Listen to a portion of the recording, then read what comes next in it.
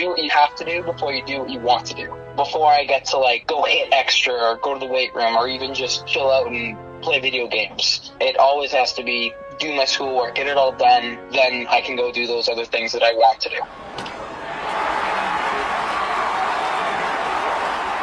Welcome to episode 264 of Alberta Dugout Stories, the podcast. I'm Joe McFarland. A big week on the college baseball front when it comes to Alberta talent, so let's get right into it. And it starts with the congratulations to Dawgs Academy and Okotoks Dawgs product Connor Crowson on being named the Gulf South Conference Player of the Week. He went 8 for 19 with a double, triple, and 2 home runs in 4 wins for the NCAA Division II University of Montevallo Falcons. And how about this for an opening weekend for Alejandro Cazorla at Dayton University? In 3 games, the longtime teammate of Crowson's with the Dawgs went 4 for 9 with a double and 2 home runs, driving in 5 runs. And for a second week in a row, someone with Alberta ties has been named the Canadian Baseball Network's College Player of the Week. After Okotoks slugger Trent Lenihan picked it up with UBC last week, it was Caleb Haney's turn this week. The Vauxhall Academy grad, Lethbridge Bulls infielder, and reigning WCBL All-Star Game MVP has gone 12 for 19 in 4 games with 4 triples and 7 RBI with the University of Mary Marauders. In other news, congratulations to everyone named thus far to the Canadian Baseball Network's annual Most Influential Canadians in Baseball list. Several Albertans and those with connections to our province are on that list, including Okotoks Dawgs founding director John Urcandia at 14, former Vulcan and Granham player turned Blue Jays architect of the 90s Pat Gillick at 15, and Vauxhall Academy head coach Les McTavish at 68.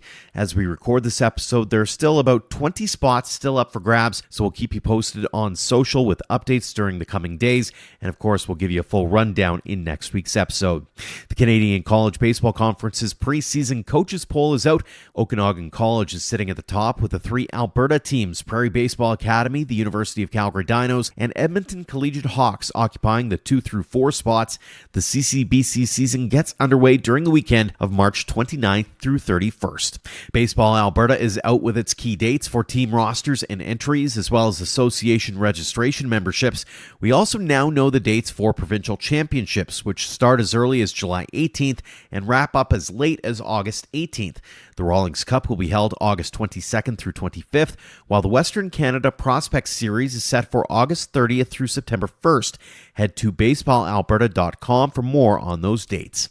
Now on to this week's guests, and we head back to the U.S. college scene where it's been a flurry of activity almost every day since the season started. We have a trio of players who've made an instant impact with their respective programs to start the 2024 season, and we'll start things off with a familiar voice. Calgary's Cohen Achen was a guest on the show way back on episode 132 as he was just starting his journey with the NAIA's Lindsay Wilson College Blue Raiders. He's since become a mainstay in their rotation, garnering plenty of awards and accolades, including being named the NAIA's top pitcher heading into this spring after going 6-4 with a 3.16 ERA and 110 strikeouts in just 74 innings last year. So we thought we'd catch up with the now senior right-hander. Cohen, thanks so much for joining us back here on the podcast. Very excited to be back. Last time you and I chatted, you were just sort of in the midst of getting that first season at Lindsay Wilson under your wings, and here you are now into your final season, and you've accomplished a lot. So let's talk about last year specifically and start there. Could you have ever imagined having the year you did where you were, striking out 100 plus and setting school records and that kind of thing? Was that even on your radar to start 2023? It's never really on anyone's radar, to be honest. I'm just really happy that it happened. Surrounded by a lot of good coaching and a lot of really good players on my team. It was a lot of fun. It was just fun to be a part of, and continue trying to run that over to this season. I really enjoyed it. What was the key to that success? Was it just a matter of you're feeling good every single day? Was it the process? What was the really set that year apart for you? There's a lot of ups and downs throughout the year. Everyone will go through them, but I kind of just found like a consistent plan going into each game. I had some good confidence, after each start that built up even more. But like I said, just trusting the work that I put in throughout the summer and throughout the fall, just knowing that I'm prepared enough to be able to pitch against every team that I faced, really helped going into the games a lot. Is there a little bit of pressure that comes along with it as well when you think about how well you're doing and sort of the buzz that's surrounding you? And even heading into this year, you're one of the top pitchers in NAIA in the preseason polls. Like, a lot of people really took notice of the season that you had last year. Yeah, it's pretty nerve-wracking, I'm not going to lie. I mean, but it's part of the game, and you just kind of got to take a step back, look at everything that you've done, and kind of move on and make sure that, you're not living in the past. You're kind of trying to live in the present and, just working hard every day, not really changing how you do much. On that note, though, knowing that, I don't want to say that you had a bullseye on the back of your sweater, but at the same time, everybody's kind of got that scouting report on you almost. Like, everybody knows what you're bringing. So during this last offseason, did you work on anything in particular? Did you add another pitch to the report? Did you add some velo to yourself? What were you trying to do to maybe take a few batters by surprise heading into 2024? I think the main goal throughout the summer was definitely velocity. I think most of my pitches played pretty well still. I have the same 4-pitch miss that I've had since my, sophomore year or whatever it's been now. But yeah, velocity has definitely gone up a little bit throughout the years, which is obviously the goal of everyone, throughout the summer.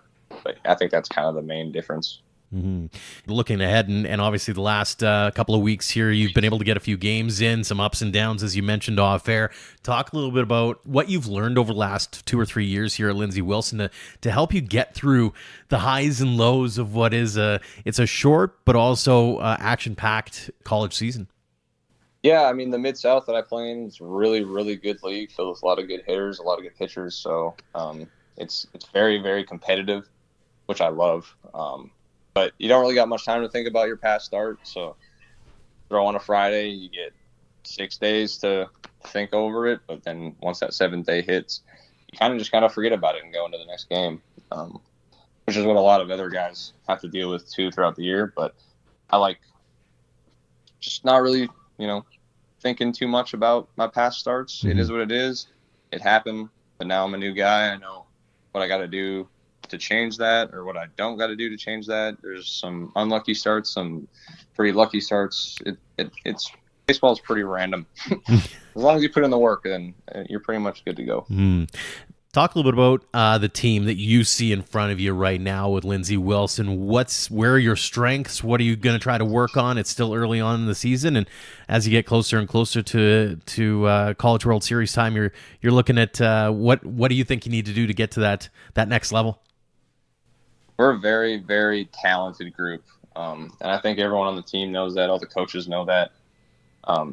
So far pitching looks really, really good compared to some of the past years that we've had, which is really, really nice to see. I know our hitters are going to pick it up. We've got some really, really good bats that have come back for, I think, we have a couple seniors that are going to pick it up, I know, and they've been really, really good in the past. Some new guys that I know can really swing it, but something's just got to click for some of them. But I got faith. I think we look pretty solid. We played some hard teams to start the year.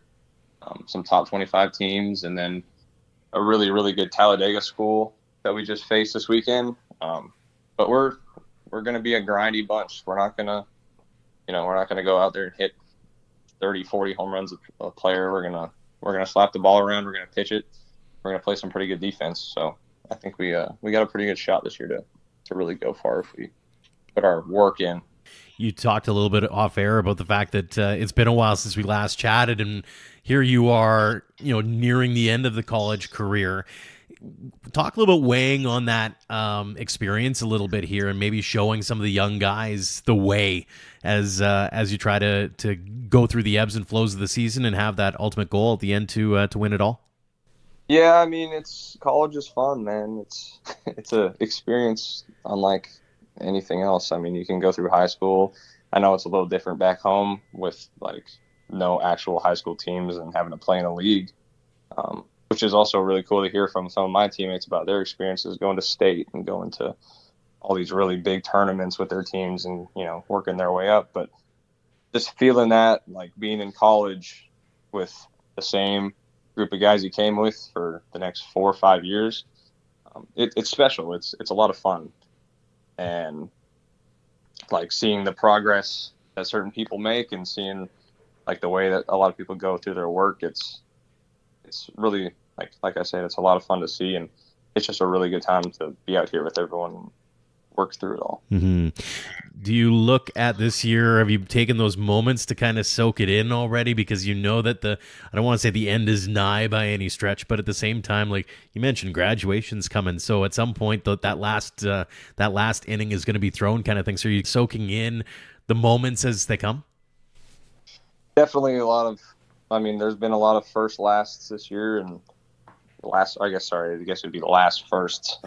But yeah, sitting there with teammates, a lot of guys, like I said, that I've come in with from freshman year, just talking about some good memories and things. We got a lot of long, van and bus rides, so try to take those, talk about them as much as we possibly can, and just, it sucks that we're going to end, but at the same time, it's, everyone's got to go through it. So It's one of those things where you can't be sad that it's gone. You got to be happy that it happened in the first place, is the way that I've always said it. So when you think on this year and that, how much of that it's the last year weighs on you in terms of wanting to, I'll call it ball out, like wanting to go as deep as you can in every game and let that arm dangle by the end of the season kind of thing? Yeah, no, I definitely want to, leave it all out for not just myself, but, for everyone. Like I've said, all the guys that I've played with, is to, sell myself short for the last season. I don't really see a point in it. I might as well give it all I got and, try to help the boys win some games. And I know they'll do the same for me. So might as well just let it all out there. That being said, you do have a summer planned already. Congratulations again on being called up to the London Majors. Talk a little bit about that idea and that experience, what you're looking forward to as you head east in a few months' time. Yeah, thank you, by the way. No, I'm excited. I think it's going to be a good group. The head coach, mentioned a lot of players that played pro ball, and just like the good environment that's been around there. I know they won a couple championships. I think it was 21, 22. I'm pretty sure is what he said. But no, it's a really good group of guys from what I've heard. Some really high-skilled baseball that's going to be going on out there. So I think, playing through this college season and then going out there in May, it'll be really good to see the difference of some pro players, some college hitters that could go pro, like a good mix of a bunch of guys. But I'm really excited. I think it's going to be a great opportunity out there. Mm-hmm. Do you view it as a bit of gives you a bit of an idea as to what the next step might look like in case, and you and I were kind of buzzing about this a little bit off air as well. It's just the idea of, hey, the ultimate goal is obviously to get a pro contract, right? And whether it's, and especially if you can get a minor league deal somewhere, does this kind of give you that next step to maybe hopefully give you that extra bump to achieve that goal? Yeah, no, I definitely think it's a step in the right direction. Just like I said, how he had mentioned that there had been a couple players on the team that have played pro ball with, like a lot of them affiliate teams. It's really good to see, like, not even just baseball wise, just, pick their brain, see what they have to say. They've been through a lot of experiences. So just really use everything I can out of them and try to figure out what's best for me and go from there. Mm-hmm. Have you figured out what's best for you to this point yet, or are you still kind of feeling things out when it comes to what the future might have in store for you? It's it's a step-by-step daily type of thing. It's you just kind of want to, see where ball takes you, and if it doesn't, then it doesn't. But if it does, then obviously as a kid growing up, your dreams kind of come true. But I'm trying not to go too ahead of myself. I'm trying to worry about each week, going through it with the team, and just seeing how we can do during the season. Mm-hmm. Let's have a couple of fun questions here to wrap things up here, Cohen. We haven't had a chance to talk in a while again, and wanted to touch base on, I always like this question, is being able to go back in time and meet your former self. And let's say 10-year-old Cohen versus current day Cohen. Would 10-year-old Cohen have believed the things that you've been able to accomplish to this point? Probably not. I mean, honestly, I don't even think Cohen 4 years ago would have even thought that anything of this would have came about. But I mean, I did it, and I'm very proud of myself, which I probably should tell myself more.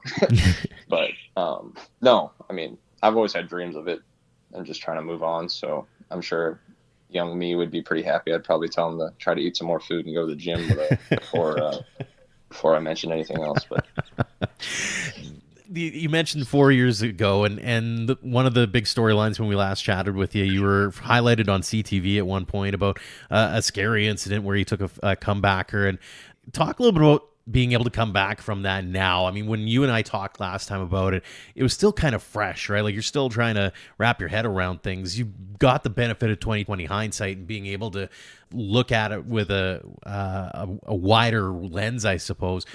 How do you personify being able to come back from that and being able to really excel after what could have been, for a lot of people, the idea of just shutting her all down because that was enough kind of thing? Yeah, I mean, it had definitely been a while. Sometimes I kind of honestly forget that it even happened. Mm-hmm. But like we were just talking about, 10-year-old me would have never thought that we were even in that position. So I don't really see a point in me having that incident happen and giving up. So I thought, I might as well really, really dive into this thing and give it all I actually have. I think that was actually like a huge turning point in my life where I kind of was just like, all right, let's really get dirty. Let's get after it. Like, if I really, really want it, then I'm gonna have to work way harder than everyone else.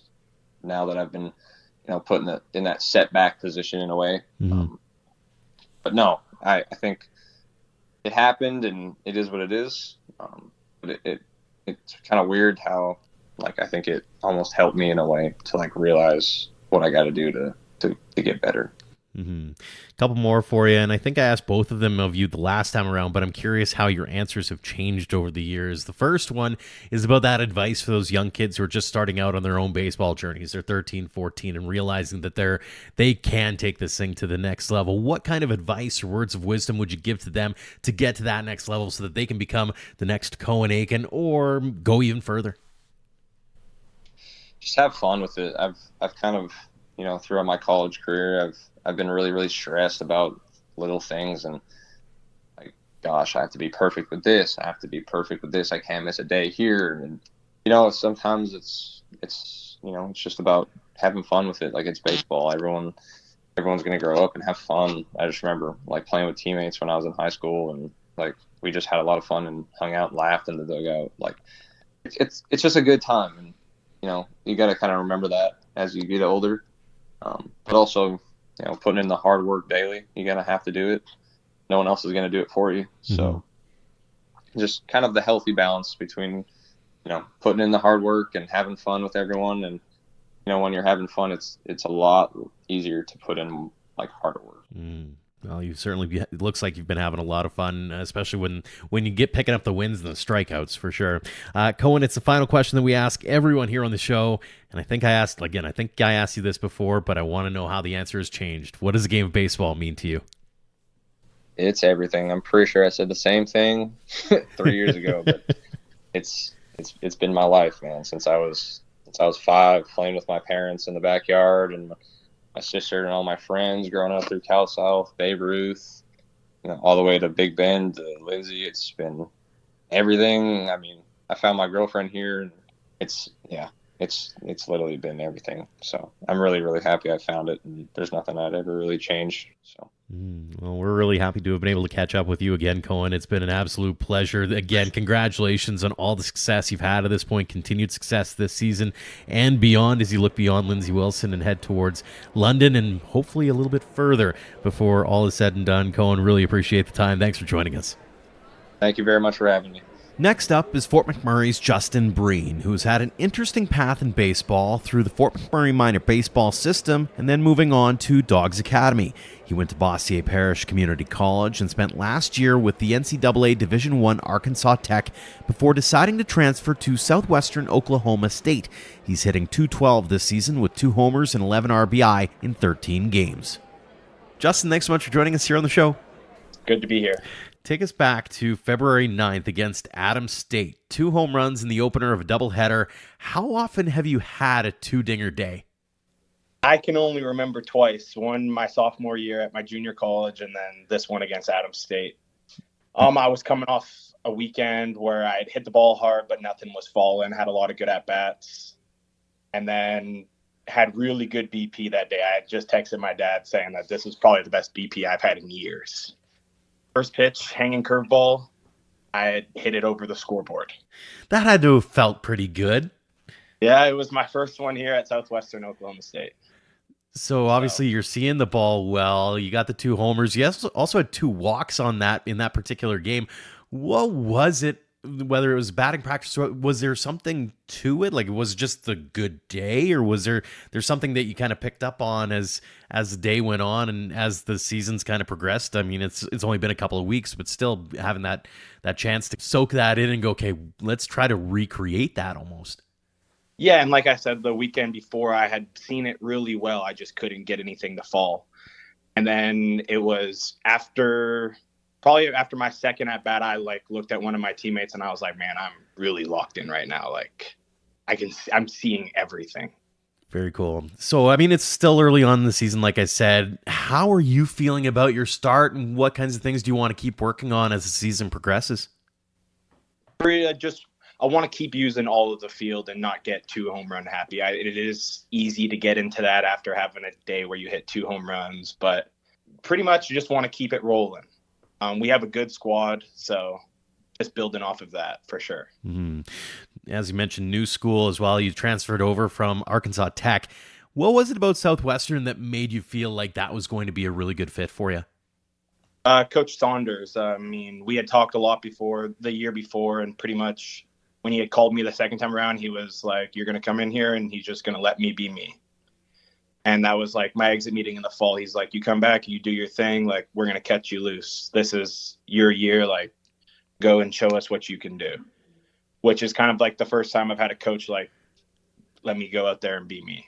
When you say being me, what does that entail? Like, what do you see yourself as? What kind of player and what kind of style do you bring to the ballpark? Definitely a power bat, but I do a lot with my glove too at first base, and I take pride over that. Expanding on that, do you have any expectations of yourself heading into this spring at all, whether it be, specific stats, or maybe it's just things you want to accomplish or build upon to make yourself a better player by year's end? Definitely keeping the walks numbers going up and power bats and my power at bats, like getting myself into good counts and getting my swing off when I can. What is it about your swing in your eyes that sets you apart, I suppose? What kinds of things do you mess with things at all? Do you kind of peck away at things? Talk us through sort of that refinement piece and what you try to do to make sure that you're on top of the game all the time. Driving it to all parts of the field for sure. Looking for certain pitches and certain counts. And for tweaking my swing throughout the year, it's not major. Minor changes here and there, but as of right now, I'm just kind of keeping it from what it's been since the beginning of the spring. You mentioned the team a little bit here. Obviously, the end goal is to win a championship here. What do you see as the potential with this team, and what are you seeing in the early going that you're liking, and what are you seeing that maybe you need to work on as a team to get to that final goal? Right now, I think we're just waiting on a couple pieces to continue to click. But we have an old team for sure. A bunch of guys with experience, same end goal. So it's about getting everybody onto the same page as early as we can, heading into our first week of conference. And, yeah, like I said, we're an old team, lots of experience. So I think that plays a part in the success that we're going to have come to us. Fantastic stuff. Let's go back in time a little bit here and talk about your origin story out of Fort McMurray. First off, how did you get into the game of baseball in the first place? Well, I think growing up in Fort McMurray, a lot of people play hockey and baseball. And so I've grown up playing hockey, baseball. My dad coached both sports, and I loved both of them. And I think after my first knee surgery, that's kind of when it was like, all right, you need to pick one. And baseball was my favorite. My dad's always throwing me batting practice, always been willing to go out and hit me ground balls. So baseball was the one that I loved more. What was it about the game that you loved right from the get?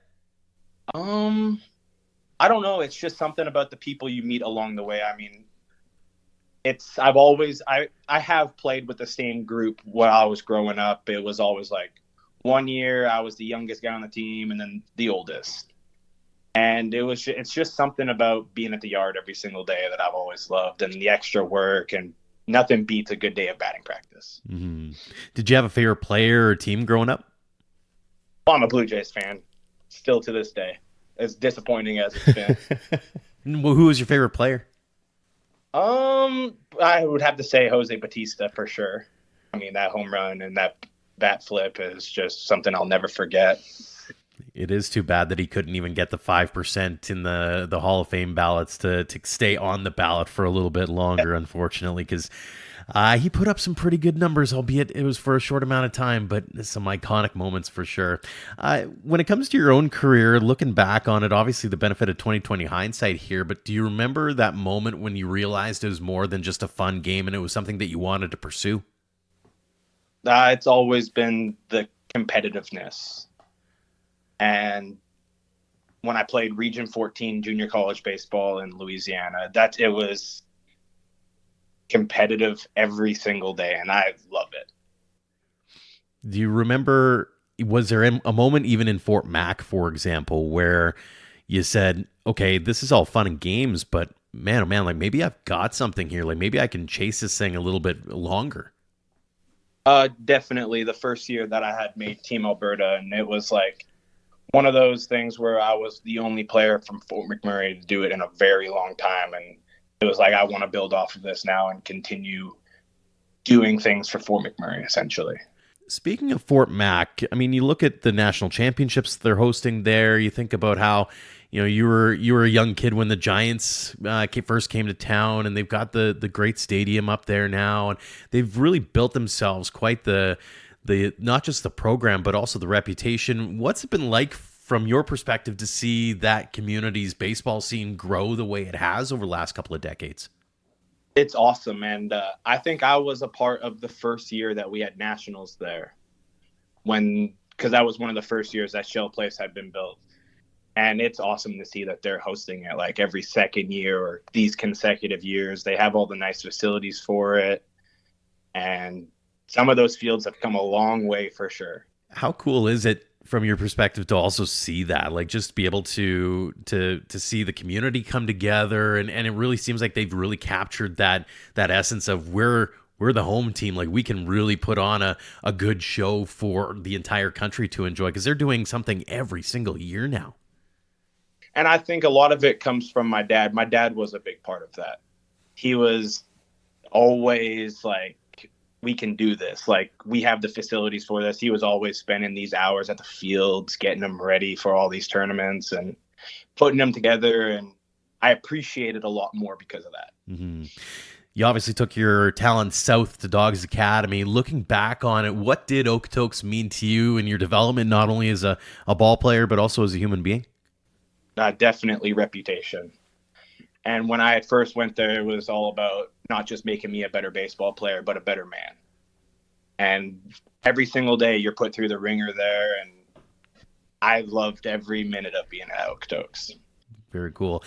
You mentioned surgery and first surgery, and off air we talked about third surgery. So tell us a little bit about your surgery journey, because this has been kind of an interesting dynamic in your pursuit of baseball. Yeah, pretty much when I was 14 is when I had my first one. I was playing shortstop for Fort McMurray and ran back for a fly ball. My outfielder ran into me. Had my first surgery in May of 2015, I think, and then re-injured it 7 months later when I was 15. So I had my first two before the age of 16, and then had my last one right before I turned 18. Wow. So, and then I did it at Dawgs, and Dawgs never gave up on me, always helped me continue recruiting, and finally got my opportunity to play college baseball.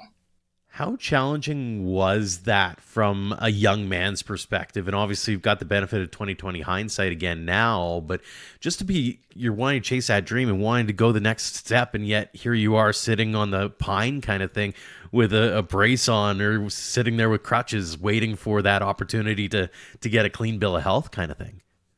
It sucked a lot, but I think in the long run it taught me a lot as well. because now I've learned so much from just sitting around with a lot of coaches, sitting on the sideline, not being able to do anything, that coaching is what I want to do now. That's the next step. So I've learned a lot from being on the sideline for sure. How much of it is not taking a day on the field for granted as well, because you were sidelined for so long that you realized pretty early on that, hey, this thing can be taken away from me real fast? Yeah, definitely. And I definitely don't take any of them for granted. And it's about trying to take different things away from the game. Like, what did I do good here? What did I do good here? It's not so much it can be taken away from me at any time. It's how can I do the best while I'm on it now? In those moments where you're whether it's struggling mentally or physically to persevere through the injury bug, who are you leaning on? Who are those people that really helped you persevere and get through some of those tough moments? Definitely my dad and my family. He was there the entire way. As much as he hated being in the doctor's office when they were pulling on my knee, he still showed up for me every single day. Obviously, the other piece to all that, too, is you get to know your body a little bit more, too, I suppose, because you get to know when you're feeling good, when you're not feeling good, when things aren't feeling the best, and how to get over some of those maybe humps that you've had to go through. Yeah, definitely. I know it's like I almost could do rehab on myself now. I can only imagine. Okay, we focused on a little bit on the negative side of things, looking back on the positive side of things here. When you think back on it in your young career, any favorite moments or memories on the diamond, like those times where you just went, man, I can't believe I'm here right now? Canada Summer Games in Winnipeg, when I was with Team Alberta and we had won bronze. At first, I wasn't even supposed to play. I was there, and one day they made the decision that I was going to DH that game. Pretty much ran with it. Dominated the tournament, and loved every minute of being there and winning bronze with that team. Is that a situation, too, especially when you're facing the best of the best in the country? Is that one of those moments where you go, okay, I can compete here. Like, I can do some damage here? Yeah, I think that was definitely the first eye-opener. I always had been told that I was pretty good at hitting, but that was the first tournament where it was like, hey, like these guys are legit. Got my DH role and ran with it. Eventually played a little bit of second base in there, which I had never done before, and played a little bit of first. Put the scouting hat on yourself for a second here. Where do you see your potential? What do you see as the future and what you can provide on the ball field? I think I've played a lot of baseball under a lot of different coaches. So I think what I'm looking forward to is after the college baseball life, where I coach junior baseball, and I think I can bring a lot of different aspects to it as someone who's pretty good defensively, can hit a little bit. Like, I think I can bring both aspects to the game and help a full team essentially. Mm-hmm. The whole coaching piece actually segues really well into my last couple of questions here, and it's a couple of standards that we ask of the athletes who come on. Let's say you head back to Fort Mac or Dawgs and you're able to speak to those kids who are just starting out on their baseball journeys, or maybe it's your first stop as a coach. What's that one piece of advice or those words of wisdom you'd give to them based off of your own experiences? Yeah, pretty much show up every day and never take it for granted, because it can be taken away from you. And the final question, it's the one we ask everyone. What does the game of baseball mean to you? Everything. I love playing this game every single day, and this is part of who I am now. Fantastic way of wrapping things up, Justin. Really appreciate the time. Again, congratulations on all the success you've had at this point. Continued success at Southwestern and beyond. And again, thanks so much for joining us here on the show. Yes, thank you, Joe. And finally, Jason Serafinchon has been dynamite since joining McCook Community College. After hitting .329 with 7 home runs and 44 RBI in 47 games last year, he's looking to be even better in 2024 and started things off with a grand slam in a high-scoring game over the weekend. We caught up with the AHP Academy product this week to talk about his baseball journey and what he's looking for in a new school, as he's hoping to find a 4-year program this fall. Jason, thanks so much for joining us here on the show. Of course, happy to be here. Thanks for having me. Let's talk a little bit about this past weekend in particular, and it got to be kind of nice to get that grand salami off the plate right off the bat. Absolutely, it was really nice. Honestly, I wasn't even thinking about hitting a home run. I was just trying to not get coach mad at me, hit a ball in the air, and just happened to go far enough. Talk a little bit about the power game for you. Is it an unassumed kind of power in your mind, or do you know that you've got that kind of pop? Yes and no, because honestly, growing up, I didn't hit too many home runs, but since I've come down south, it's just kind of come naturally, so I can't complain. What's changed for you from the time that you came from Alberta to college? Is it just the coaching? Has it been sort of a change of mindset? Maybe it's been the mechanics. What's been, in your eyes, it's kind of allowed you to excel in that particular area of hitting? Honestly, I think the biggest thing for me was being prepared with like AHP, being with them, and they just prepared me for what the college life would be like, both on the field and off the field, how things run, and how to be ready, prepare yourself. Talk a little bit about the adjustment over to college. I mean, this is now your junior year over at McCook. Was there a bit of a learning curve for you going from the high school game in Alberta down south? Oh, it was definitely a change. I wouldn't say it was as big because we actually do have some pretty competitive baseball in Alberta. Like a lot of the guys even down at Red Deer, I play against them at Colby. So it was a bit of a change, more velo and more consistent velo, I'd say, from pitchers. And bats are obviously a little different with metal. But besides that, it was a good step. What was key to your success in 2023? I mean, as I mentioned off air, you barely missed that upper tier of the prestigious Alberta Dugout Stories all-college team in 2023. What was it about your year that really impressed you and made you go, you know what, this is something that I can excel at, kind of thing? I think the biggest thing was honestly being surrounded by guys who were also just really good baseball players. Like, we were a good team last year. So having a guy like Murdoch on your team who hit 19 home runs from Saskatchewan and hit 400, being a leader, and then just kind of not having to be that main guy, being behind that kind of took the pressure off and being able to just do my thing, hit a couple balls out of the yard, and win games. It was awesome. Mm-hmm. You got the kind of veteran presence, and then everybody graduates and moves that way up, and now you're the leader on the team, or you're one of the leaders on the team. What did you learn from Ethan and others that allowed you to settle into the new role because of how quick the college game is?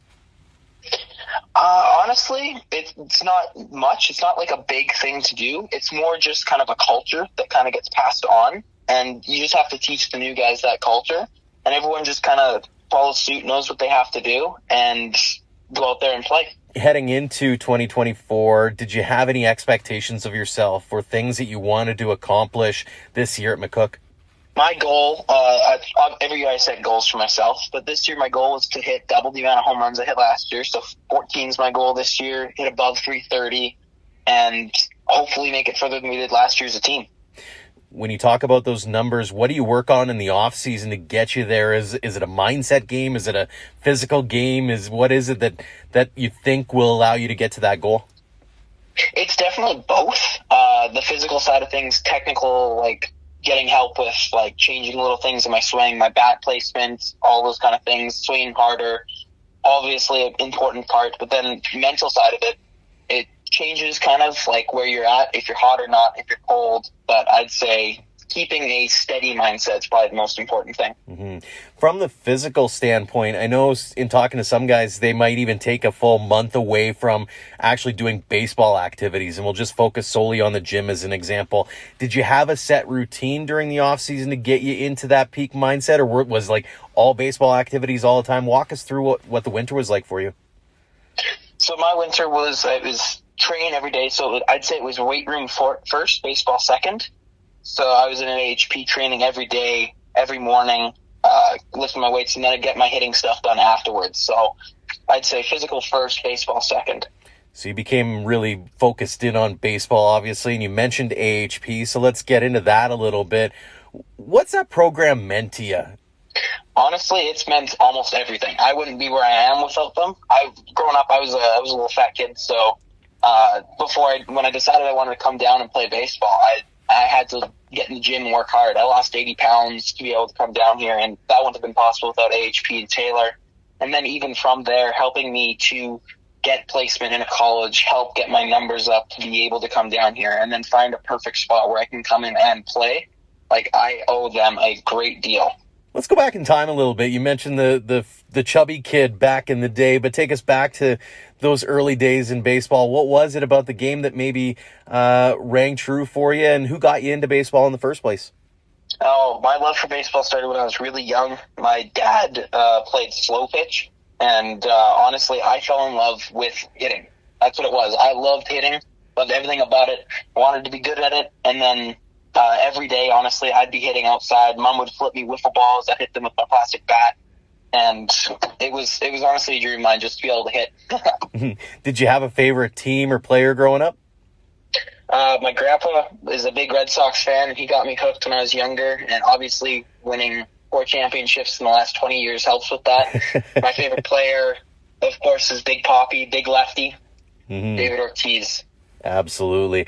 When did it change for you? Like, obviously it was a passion from the get-go, and you love the game, but when did it turn when you went, you know what, maybe I've got something here, like maybe I can pursue this at a higher level? That came with the choice to actually continue training and going towards the AHP Academy, being like part of the initial group. That's when I decided this is what I want to do, and I'm going to do everything I can to get there. Very cool. Talk a little bit about your favorite memories or moments on the field. Maybe it's that time where you had to take that step back and go, whoa, I'm actually here, or I can't believe I'm getting to be a part of this. Do you have a favorite memory or moment on the field? I do, and it's not far ago anymore. It was my last year in baseball, Alberta, when we won the championship provincials with the Cardinals in 2021, I think it was now. Yeah. But that was like just surreal because I'd played 13 years of my life and never even been to a provincial finals, and then being able to win it, it was incredible. It was a fun moment with a bunch of guys I won't forget. Very cool. Conversely, we talk about the challenges around baseball and the need to deal with failure and that kind of stuff. What are some of the bigger obstacles you've had to overcome, or the things that you've looked back on and went, I'm really proud of myself for being able to overcome that? Obviously, the whole being a chubbier kid. So that was a huge thing for me, and I love the fact that I got through that and I've gotten to where I am now. But to go with that, I'd say I had arm injuries all the time as a kid, so I had to give up pitching a little bit earlier than I might have wanted to. But it ended up working out because hitting was always a passion of mine. Mm-hmm. Obviously, there are a lot of kids, and I'm one of them, who would consider himself a little on the thicker side. When you look back on it and the trials and tribulations, what kinds of things would you say to those young kids who are struggling with, whether it's the body self-image or whether it's just trying to get some pounds down? What kinds of things helped you persevere?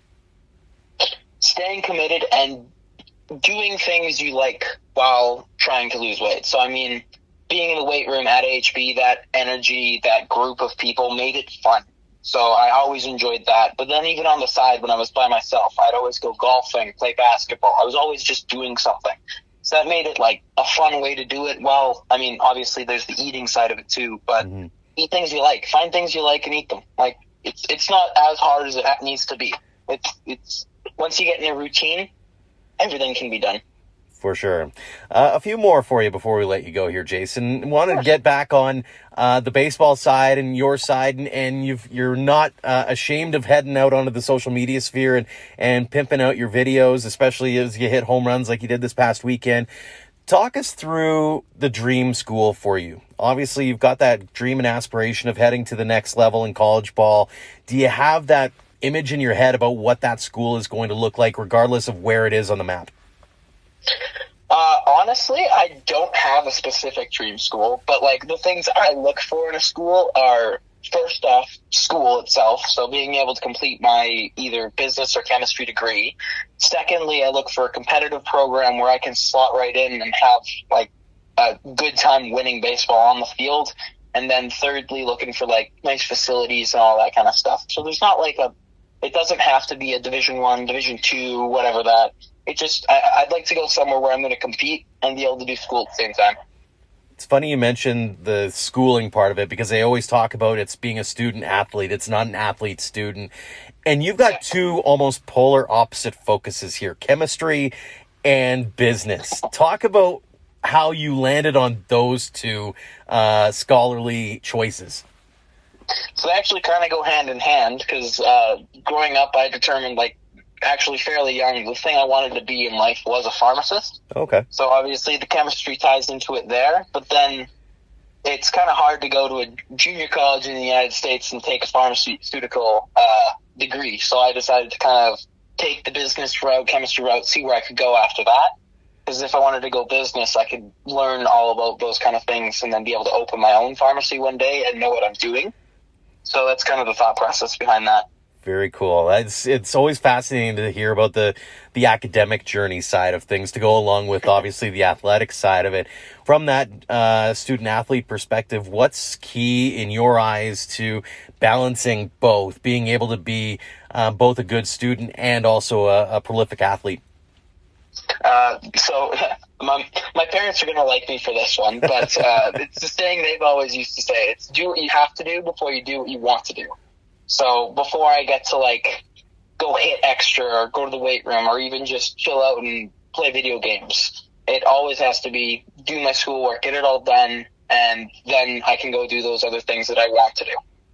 Very savvy advice. And I think this might actually segue really well into the last couple of questions that we always ask the athletes. And this one goes back to, hey, you're heading back to AHP or any other school in Alberta, and you get to talk to those young athletes who are going out on their journeys for the first, or they're just starting out on their baseball journeys, and you're able to impart a piece of advice or words of wisdom, the best that you've encountered over your years with the benefit of 2020 hindsight. What are those words? What is that piece of advice to get to allow them to see that path to getting to become the next Jason or the next big college baseball player out of Alberta? I'd have to say enjoy it. Have fun with it, because if it's not fun, it's not worth doing, and you have fun doing it, you're going to be great at it. It's the final question that we ask everyone here on the show, Jason. What does the game of baseball mean to you? Everything. Honestly, that's the best way to put it. Best way to sum it up. Without baseball, I wouldn't be here right now. I wouldn't be a college baseball player. But even talking to you, I wouldn't be slimmed down. I'd still just be that chunkier kid. I owe the game of baseball everything, and I want to give back to it throughout my life.